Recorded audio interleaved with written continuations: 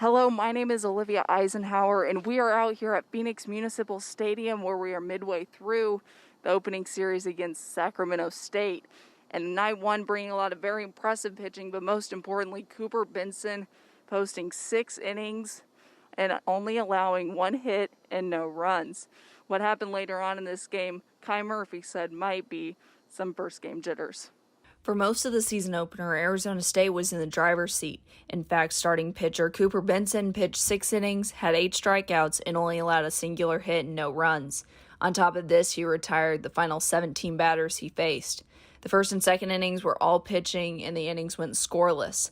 Sam Fury was the first hit of the night for the Devils, but would also be left stranded. The fourth inning was very similar, as Benson cruised right through the top of the inning, and the Devils would have a leadoff walk with Hunter Jump, but he would be left stranded on first.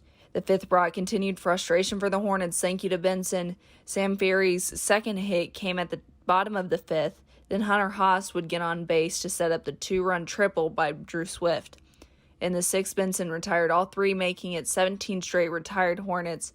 Sacramento State starter Scott Randall would be replaced after 5 by Brady Rodriguez, and he would retire all 3 Devils to keep the game 2-0. Freshman right-hander Brock Perry would make his first appearance as a Sun Devil in the top of the 7th and left the inning unscathed, but the offense could only muster a leadoff walk.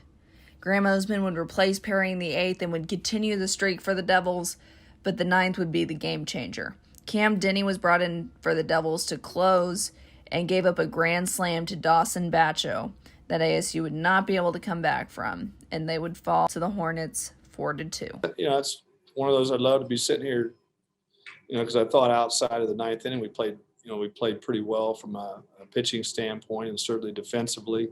Thought we were a little tentative coming out of the box offensively, and when it's close like that, anything can happen, and unfortunately for us, it did tonight. But outside of that 9th, I was very pleased with what we were doing on the mound, and I think we continue to do that. We're going to win a lot of baseball games. The Sun Devils came back Friday night, though, ready for revenge, and Tyler Thornton on the mound, and the Devils did not disappoint. Starting at the top of the first, right fielder Kai Murphy sets the tone by tracking down a foul ball tumbling over the fence.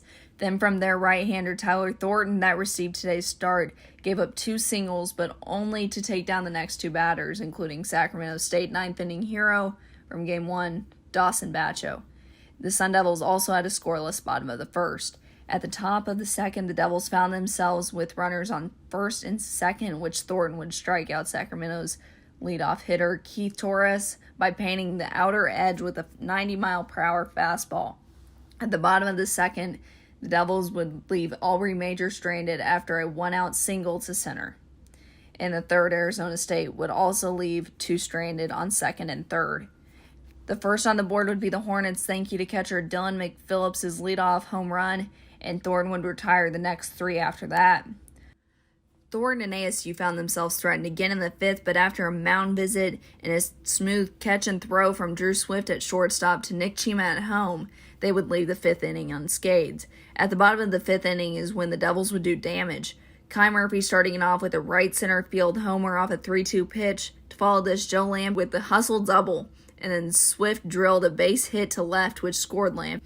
This is when Sacramento would bring in Jack Zlasky to pitch. The Sun Devils went into the 6th leading 2-1, and after 5.2 innings of work, Tyler Thornton would depart the game for lefty Justin Fall. Thornton allowing just 1 earned run off 6 hits, 6 strikeouts, and no walks.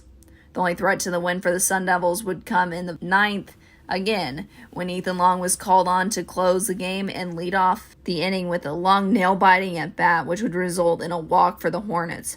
The tying run would make it to third before 2 flyouts would secure the first win for the 2021 season, 2-1 over the Hornets.